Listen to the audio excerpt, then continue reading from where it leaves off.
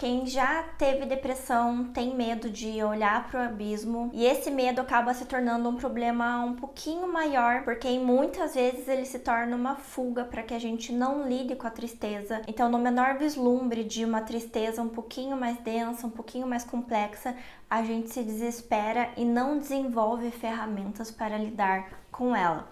Essa e tantas outras reflexões eu tive a partir de Um Crime da Solidão, do Andrew Salomon.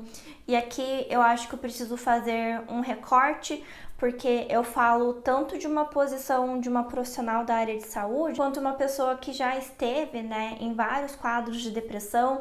Então eu acho que eu entendo um pouquinho desses dois lados dessa dinâmica. O Andrew Salomon vai trazer aqui, ao todo, 9 ensaios e eles têm uma média de 10, 12 páginas cada um, até porque ele tem 105 páginas ao todo, este livro.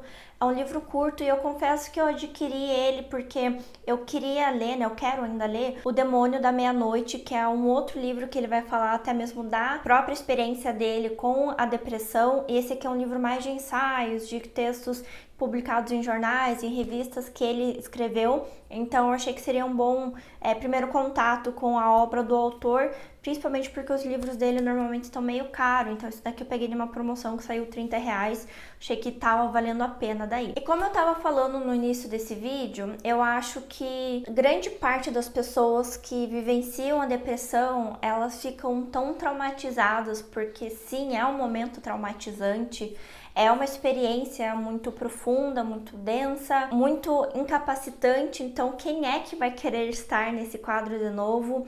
Mas eu vejo que um dos perigos é você rechaçar totalmente esse processo, ao invés de tentar abraçá-lo no sentido de aceitá-lo.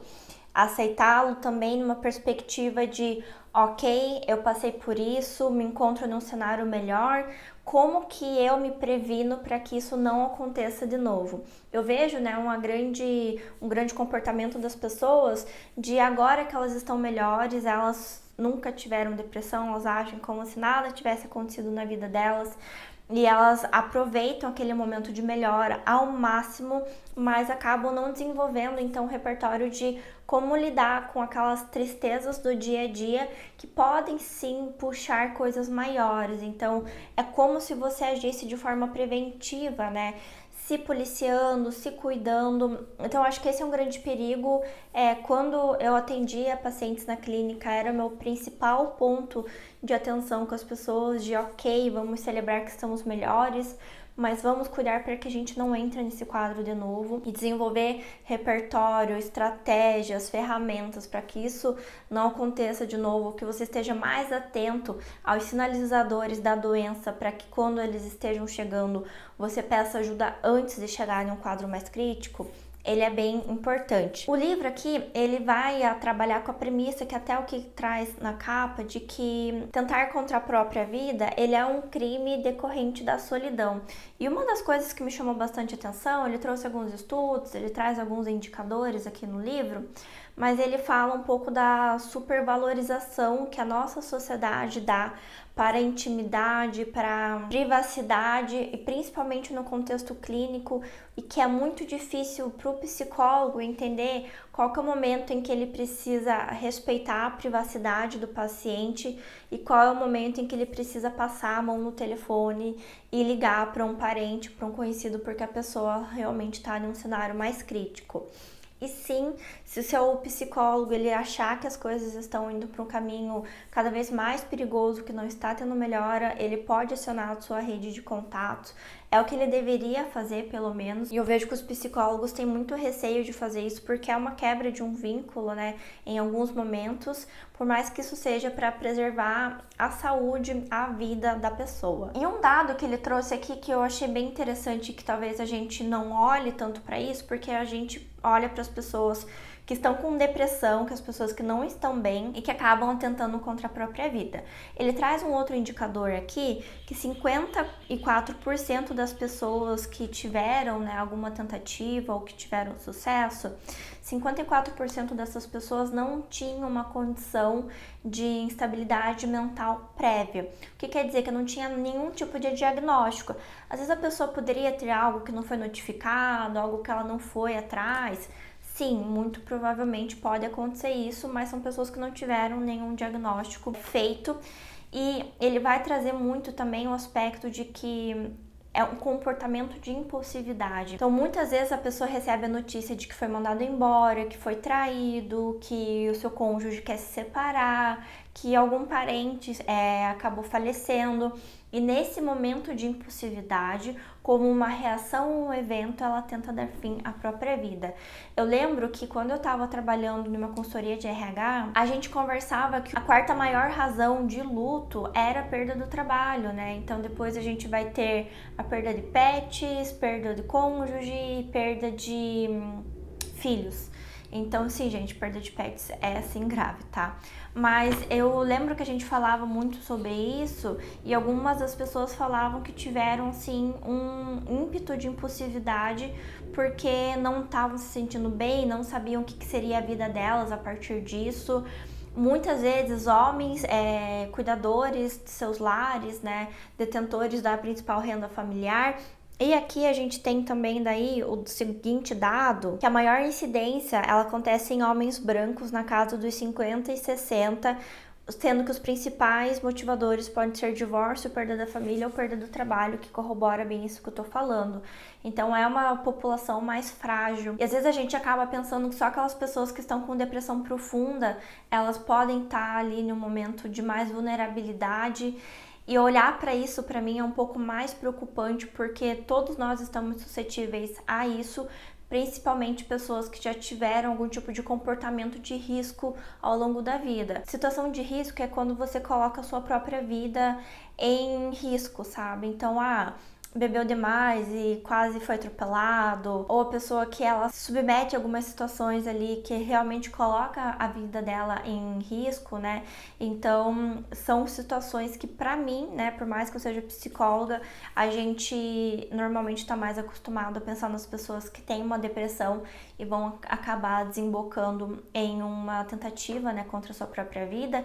E pra mim esse é um alerta de que a temática ela não deve ser abordada somente com pacientes depressivos ou que tenham uma instabilidade mental, mas a relação com a finitude da vida, o que levaria as pessoas ou não a tomar uma decisão dessa, ela tem que ser trabalhada com qualquer pessoa em qualquer momento. E aqui até uma das coisas que ele traz e que eu lembro de falar muito sobre isso na faculdade, né? A gente trocava muita ideia sobre isso, do mito de que se você perguntar, se você falar para alguém, isso vai acabar motivando a pessoa a chegar às vias de fato. Isso é um mito porque tem situações em que a pessoa ela quer falar sobre aquele sentimento de que eu estou pensando nisso por conta disso, disso, daquilo, e você consegue dar suporte para os motivadores, né, dessa ideação, ao invés de fazer com que a pessoa se torne mais impulsiva, né?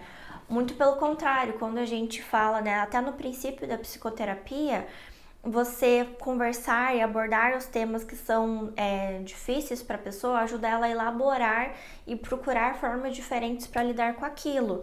É o mesmo princípio quando a pessoa tem algum tipo de ideação contra a própria vida. Então não muda nada. E daí, esse livro que ele vai esbarrar em algumas coisas que a Rosa Monteiro falou em O Perigo de Estar Lúcida. Nós temos resenha aqui no canal, o link estará disponível para vocês.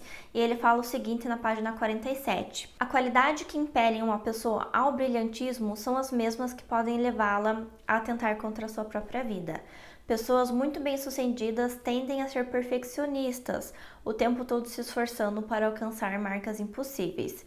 E celebridades tendem a ser famintas de amor, de adoração das plateias. Nenhum perfeccionista jamais atingiu suas marcas de referência e nenhum faminto de admiração jamais recebeu admiração suficiente. O brilhantismo é quase sempre profundamente isolador. E ele fala então, né, que essa solidão ela vai ser um dos motivadores, né, um dos propulsores da ideação do que talvez somente a depressão. E não é porque a pessoa está solitária que ela está depressiva. Tem uma distinção nisso, mas a solidão faz com que a pessoa se isole dos outros, e quando a gente se isola dos outros, a gente pode ter um adoecimento. O ser humano é um ser social, a gente é constituído no diálogo, a gente existe em relação ao outro. Então, quando a gente não tem esse tipo de troca, a gente fica alienado em relação às nossas próprias ideias.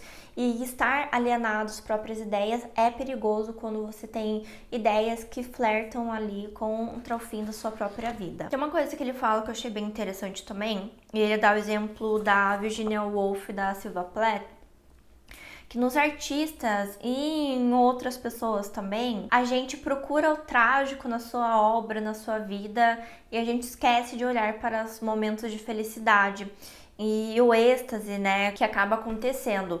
Então a gente acaba procurando, né, talvez as razões para que aquela decisão tenha sido tomada, e a gente procura fechar esse quebra-cabeça. E a gente não olha para o outro lado, porque não é porque uma pessoa é depressiva que a sua vida inteira foi depressiva, ou não é porque uma pessoa foi solitária que ela foi sempre solitária. Então é importante a gente olhar para os dois lados da mesma moeda, porque muitas vezes a gente vai procurar as respostas também naquilo que fazia feliz as pessoas e que talvez estivessem em falta ou tivesse corrompido nesses momentos um pouco mais depressivos. E uma coisa que ele fala também sobre a banalização da depressão na nossa sociedade, que eu achei bem interessante, é que a gente tem somente uma palavra para falar sobre a depressão. Então é bem comum a gente falar, por exemplo, hoje eu acordei um pouquinho deprê, fulano tá um pouquinho depressivo hoje. Então a gente acaba banalizando no nosso vocabulário diário a depressão, e ela acaba não tendo às vezes o papel o peso, né, na verdade, que ela deveria ter, como alguns outros adoecimentos acabam tendo. Então quando a gente fala do espectro autista, normalmente a gente já tem uma ideia um pouco mais fechada, se bem que tem o povo que faz aquelas brincadeiras de que fulano tá meio autistinha, né, que me ferve o sangue quando eu escuto isso. Mas a gente carece de palavras que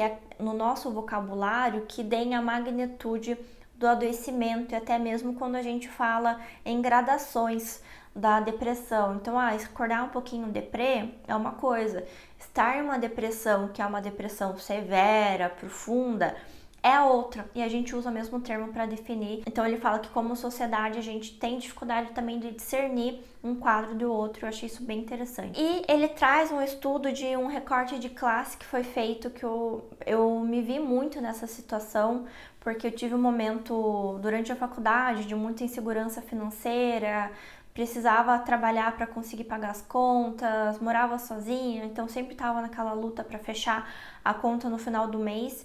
E ele fala, então, né, que pessoas que são pobres, pessoas que vivem com uma instabilidade financeira, elas não recorrem ao tratamento porque elas sentem que aquela tristeza, aquele momento que elas estão passando, tem uma justificativa. Então, eu não tô bem, eu não quero levantar da cama, mas é porque eu tô preocupada se eu vou conseguir pagar a conta de luz amanhã.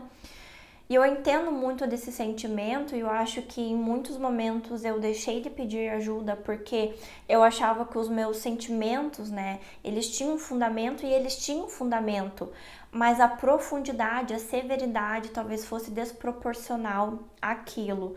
E é aí que a pessoa ela não consegue fazer esse discernimento e acaba não pedindo ajuda, e aqui é um perigo bem grande. Mas eu queria encerrar esse vídeo falando que se você se identificou com uma pessoa dentro desse cenário de vulnerabilidade, você pode procurar o CVV através do 188 ou através do site, que eles têm um suporte 24 horas, independente do dia. Eles têm plantão até no Natal e no Ano Novo, em que você pode procurar ajuda, procurar uma pessoa que está capacitada para te apoiar, para te ouvir em um momento de fragilidade, e que sempre é momento de pedir ajuda. A gente nunca deve achar que o nosso sofrimento não é válido ou que as pessoas não vão se importar com eles. Então gostaria de deixar esse recado para vocês. Se você assistiu até aqui, meu muito obrigada. Agradeço como sempre os membros da Biblioteca Secreta e eu espero te ver no próximo vídeo aqui do canal.